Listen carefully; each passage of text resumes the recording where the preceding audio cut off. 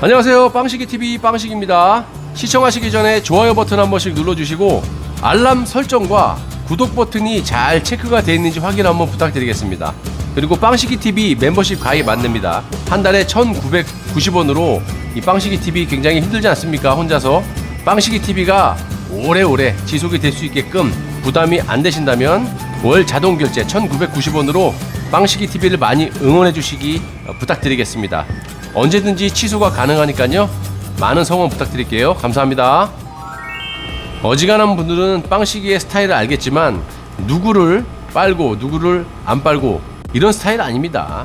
어떤 분은 황 소장님이 위장 보수다 이런 식으로 얘기하면서 제 개인적인 성향까지 바꾸려고 하는 분들이 계시는데 그런 건 옳다고 안 봅니다. 그런 댓글을 다시는 본인의 생각은 맞는 거고 또 제가 생각하는 제가 판단하는 건 틀린 겁니까? 그렇게 하면 안 되는 거죠. 자기 개개인의 판단과 자기가 좋아하는 스타일이 다 있는 겁니다. 저도 예전에 말씀드렸지만 지금까지 대한민국에서 정치를 논한다는 사람 중에 황장수 소장님만큼 올바르고 이런 사람이 없다고 봅니다. 하지만 제가 생방에도 말씀드렸다시피 이 황 소장님께서 지금과 다른 행보를 보이면 얼마든지 내가 그분을 깔 수도 있고 싫어할 수 있다고. 지금 상황으로 보면 제 주관적인 생각은 황장수 소장님이 정말 바른 길을 가고 있다고 생각하니까 좋아하는 겁니다. 그것까지 싸잡아 갖고 이러면 안 된다라고 말씀하시는 거는 올바르다고 보지 않습니다. 그러면 제가 반대로 그 댓글을 남기시는 분들이 잘못됐다고 얘기하면 어떻게 생각하실 겁니까? 다 개개인의 생각이 있는 겁니다. 그러니까 서로 생각을 존중해 줬으면 하고요. 제가 이 영상을 우연치 않게 봤습니다. 며칠 전에도 봤지만 오늘 짧게 쉬어가는 타임에서 올리는 거는 뭐냐? 제가 홍준표를 좋아하지 않습니다. 하지만 중간중간에 발언에 대한 예전에 그런 발언이 있었죠. 대한민국이 지금 사형 제도는 있지만 사형 집행 제도는 폐지가 됐지 않습니까? 사형을 선고받아도 사형 집행을 하지 않습니다. 얼마 전에 홍준표 의원이 강력 범죄라든지 이런 사람에 대해서는 사형 집행을 해야 된다라고 말을 한 적이 있어요. 저는 100% 공감한다고 생각을 한다라고 말씀을 드렸죠. 왜냐?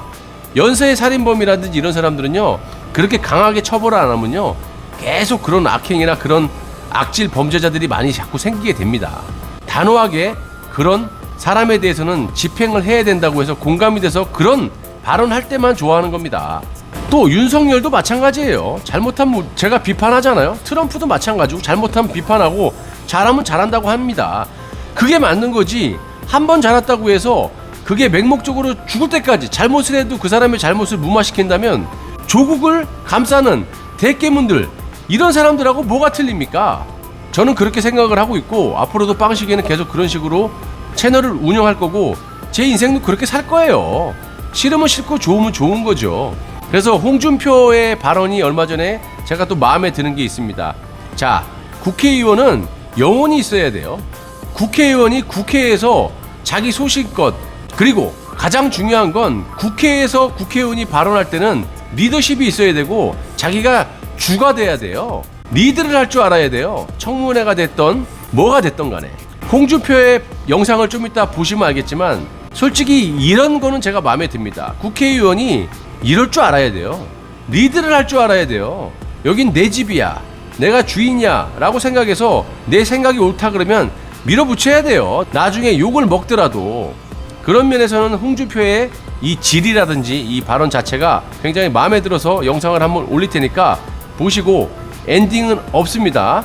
영상 보시고 어떻게 평가를 하시는지 또 너무 이렇게 홍준표 좋아하시는 분들은 홍준표 잘한다 이런 글을 써도 제가 무관합니다. 하지만 이런 거마저도 비판을 하면은 그건 민주주의를 할 자격이 없다고 봅니다.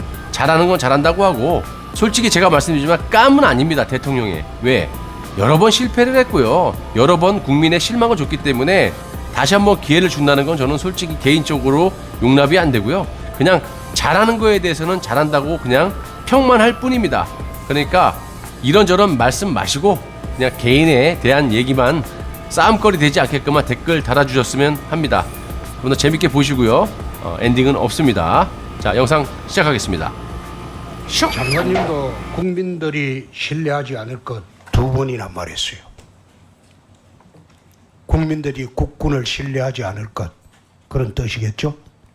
그만큼이나 국방에 대한 국민 신뢰가 장관이 스스로 두 번이나 인정할 정도로 추락이 됐다.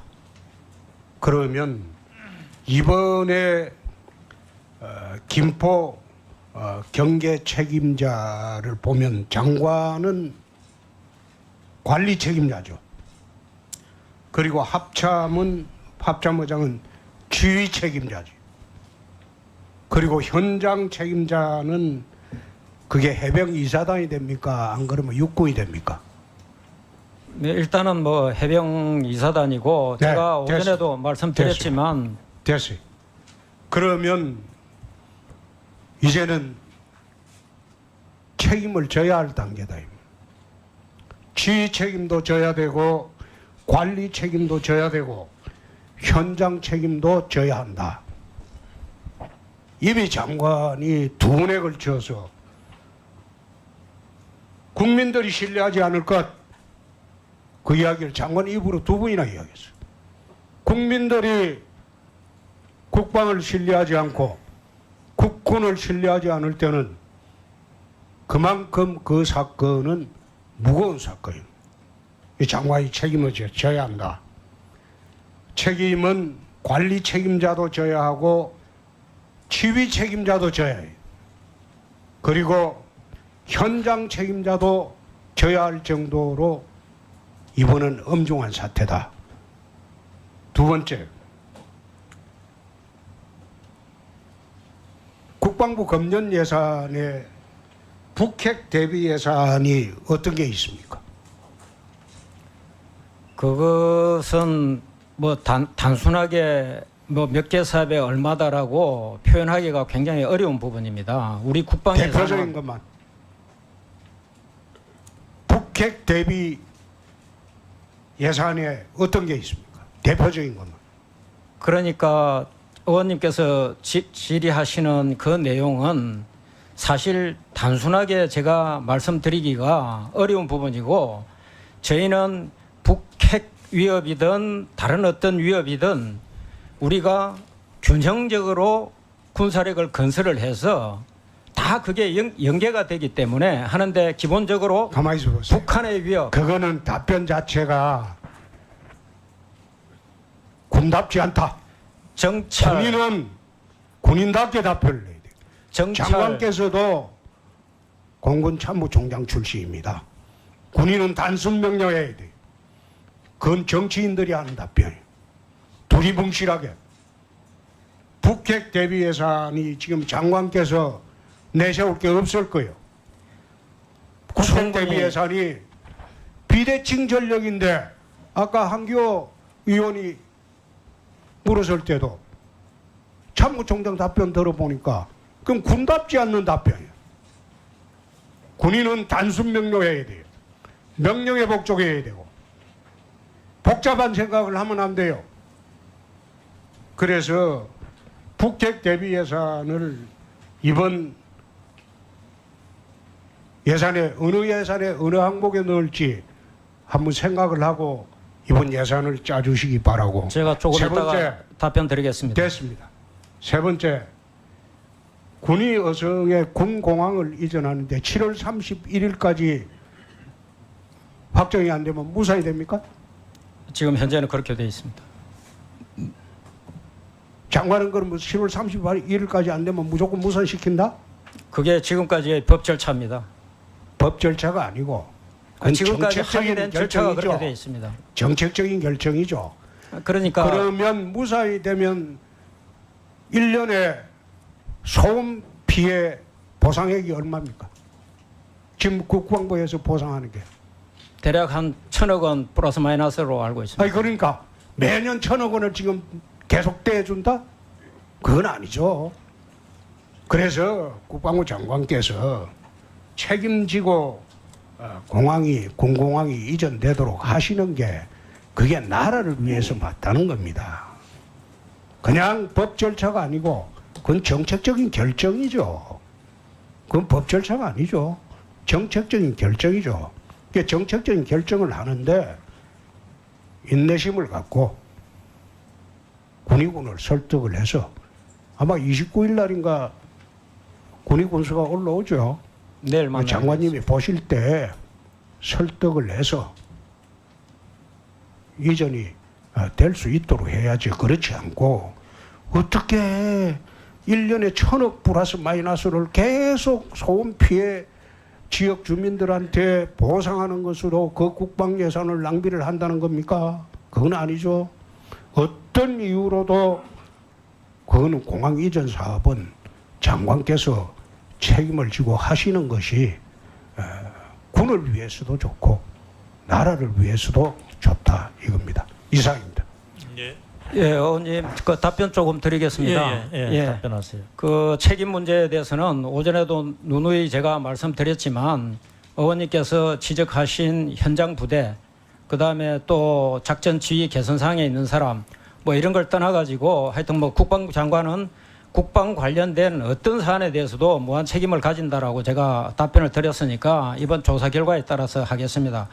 북핵 대비 예산이라고 그러는 것은 기본적으로 평소에 적의 그런 북핵 활동이나 움직임이나 이런 걸 볼 수 있는 정보 감시 정찰 관련된 부분부터 해서 그 다음에 이러한 그 이송 수단, 예를 들면 미사일이라든지 이런 거에 대해서 탐지할 수 있는 그 자산, 그리고 방어할 수 있는 자산, 우리. 그 다음에 또 이런 것들을 이제 우리가 공격을 해야 되면은 공격을 해야 될 자산. 그래서 기본적으로 지대지, 함대지, 잠대지, 공대지, 이런 그 미사일들, 그리고 이걸 운용할 수 있는 플랫폼. 그래서 F-35라든지 이런 것들, 그리고 또 특수전 부대가 들어가서 해야 될 부분이 많기 때문에 특수전 요원, 그다음 한교 의원님께서도 지적을 하셨지만 또 우리가 방호를 해야 될 사안이라든지 이런 것들을 단순하게 한마디로 말씀드릴 수가 없이 제가 말씀드리는 것은 국민들께서 주신 그런 국방 예산을 균형적으로 상호 보완적으로 운영하면서 우리의 안보 태세에 문제가 없도록 완벽한 그런 계획을 저희가 수립을 해서 차근차근 진행하고 있고 금년도에도 예산이 편성되어 있고 내년 예산에도 요청을 해놨다. 그래서 제가 그렇게 말씀을 드린 것이고 사실 미사일 전력과 같은 경우에는 정말 우리가 다양한 그런 탄도미사일, 순항미사일, 그 다음에 또 사거리별로 거리별로 그 다음에 탄두 그 중량 파괴력이나 이러한 능력들이 다양하게 우리 보완이 되어 있습니다. 그리고 조금 전에도 말씀드렸지만 지상, 해상, 공중 플랫폼 자산들 이런 것들을 예를 들어서 전투기에 장착해서 날릴 수 있는 거, 지대지에서 바로 날릴 수 있는 거, 그 다음에 함대지, 잠대지에서 날릴 수 있는 이런 다양한 수단들을 네, 우리는 장관님. 훨씬 더 많이 가지고 있다. 저 정확한 거는 그 자세히 그거는 저 별도로 그 한번 우리 홍준표 의원님께 자세하게 한번 보고 드릴 기회를 좀 가지시고요. 뭐 특별히 또 한 가지 더 질의하실 게 있습니까? 하나만 하시죠. 마이크 좀. 핵을 우리가 통상적으로 비대칭 전력이라고 합니다. 비교가 안 되는 전력이죠. 지금 중국하고 인도가 국경 분쟁이 일어났을 때 총기 사용을 합니까? 못하는 것은 핵이 있기 때문입니다. 최근에 중국에서 격투기 선수를 국경에 보낸다는 웃지 못할 그런 짓도 하고 있어요. 그것은 핵을 가진 나라끼리는 전쟁이 안 된다는 겁니다. 핵을 통상 비대칭 전력이라고 합니다. 그 왜 비대칭 전력이냐? 비교가 안 되는 전력이다 이 말이에요. 핵을 가진 나라하고 가지지 않는 나라가 전쟁을 하면 누가 이기겠어요? 삼척 동자도 그건 압니다. 그래서 내 북핵 대비 예산이 과연 어떻게 있느냐 그렇게 물어본 겁니다. 이상입니다.